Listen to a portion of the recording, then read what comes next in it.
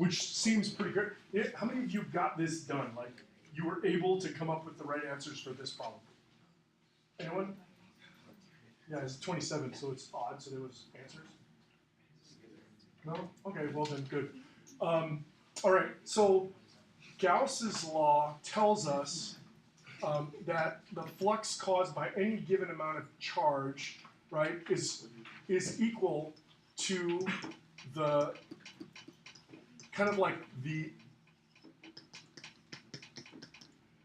is equal to sort of the diffusion or the density of the electric field times the area through which that we're observing that electric field. That's what it's saying, right? And it's saying that all of that is a function of charge inside if you're using a true Gaussian surface. Without this is just the definition of flux. Does that make sense to you? With this is Gauss's law, because now it's talking about like electric fields caused by this contained charge. Sorry, I should put that. Okay. Luckily, in this situation, we have a nice spherical symmetry here, so we can we can say this is going to use Gauss's law. All right. So let's say, all right, this electric field is constant as given in the problem. Also, we know that the area of perfusion, the area in question, is a given value. Does that make sense? Right? Because when we integrate over the surface of a sphere, we're just going to get the full surface area of the sphere. So what we get is that this flux is going to be this E value times the whatever 4 pi r squared of that sphere. And then that's going to equal Q over E0. Oh, you know what? As an aside about the class, I didn't flip the class at the semester. I usually do. Like, I usually flip the whole class. Wait, did I do that? No. Okay. I already did it. So, is there, like, do people want to stay where you are, or do you want to be flipped? Because for all of you guys, I just stand here and talk, and you kind of like have to listen and look up there, and look at me and look up there. So, how many of you would like to rearrange a situation? Would anyone like to change seats? Jackie's like, no.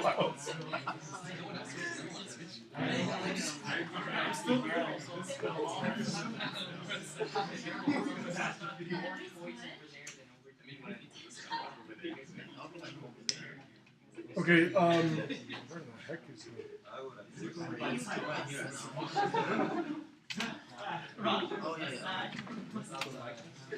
So, who would like to change seats? Please feel free to say if you'd like to change seats, raise your hand. Okay, anybody who wants to change seats, you have priority to sit wherever you want. So, totally serious. And that priority, the priority will go according to those stuck on the seats back there, and then on this side of the room going this way. Okay, clearly they're not moving. It's fine. So if you move, someone else will you. This isn't a white elephant give big change. Does anybody want to move? Tina, did you want to move? What's that? You sure? I can move both you and Sophia if you want. I don't know, she can look. You're fine? Okay, I just wanted to say that because, yeah, without, even with the iPads, I tend to stand over here. I don't know why. Even when I was doing it on the iPad, it's like, once in a while, you get hitting it was really bad at the beginning. So McClure, if you got that board, like if you got another one and put it right there, would you go there? I've thought about it, but like I'd have to get this board's like $1,100, and then I don't think you can have two of them on the same system at the same time. Oh.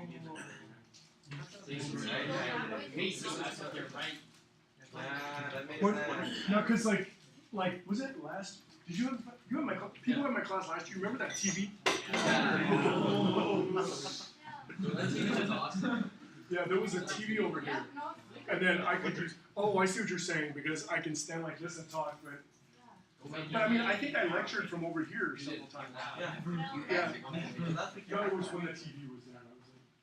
So it's like if I don't have something to write on, then I come over here and go like this, and crap, and then I gotta walk back over there. So. And then I'm gonna try to bring in my Apple TV and switch it up so I can go back to the iPad. Technology. We'll see who's out here. Oh, I name is because I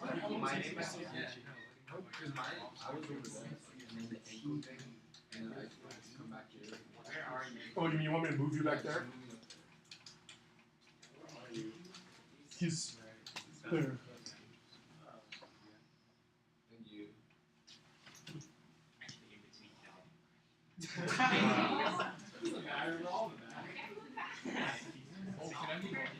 Okay. Anybody absent besides Abby? Oh.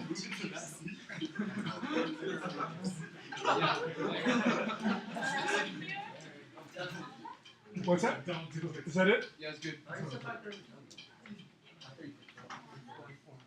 Anybody else? All right. We're good. Okay. Whoops. Yeah, I take care.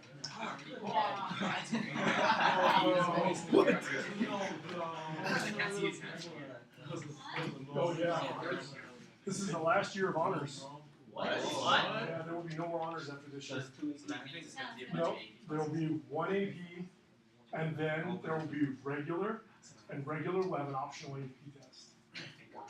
Because they took the honors.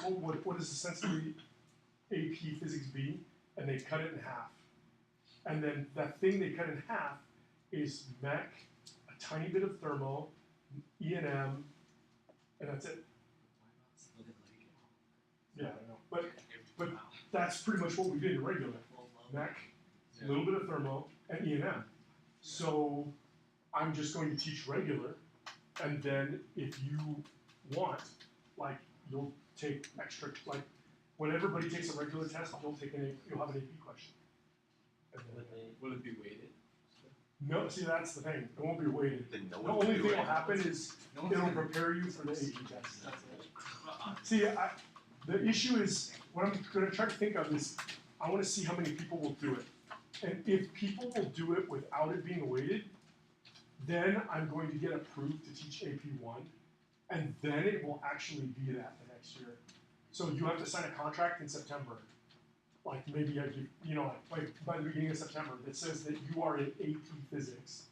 And if you do that, then you have to take AP tests and you have to do all that stuff. But then you would actually get the extra points. So. Okay, anyways. Oh my gosh.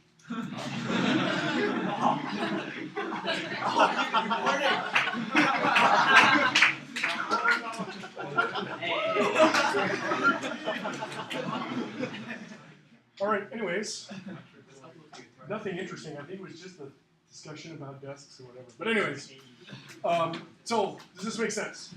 So then we can just say E is equal to Q over 4 pi E0 R squared. Does that look familiar? It's KQ over R squared, right? So that is this. Now, of course, we're supposed to find, oh yeah, we're supposed to find Q. So, we shouldn't solve it. We should solve for this. Q is E 4 pi R squared E0. Well, this Q is just Q inside. We don't know, like, yeah, so good point. Hang on one second. So does this make sense? Okay, so this tells us that is the total amount of charge enclosed by everything. That doesn't tell us how much charge is on this surface or that surface or anything. So we got to explore a little bit more. Now I'm going to pick, and why did I choose this point to put my Gaussian surface on. It's outside all the charge. It puts everything inside. What else? What's that? Question? Anyone? True. I know that specific distance. Anything else? The important thing is I need to know the actual electric field strength. Right? I can't do this calculation if I don't know the electric field strength. Right? This and this are mutually exclusive. You're either going to be given the field strength and you come up with the charge, or you're going to be given the charge and you come up with the field strength. Does that make sense? The radius is incidental. You have to know that, but you know. Okay, so now I'm going to go to this one because I know how much charge is enclosed by this. So if I now can find the charge enclosed by this, I can just subtract. Does that make sense? Okay, so we can do that again. Same idea.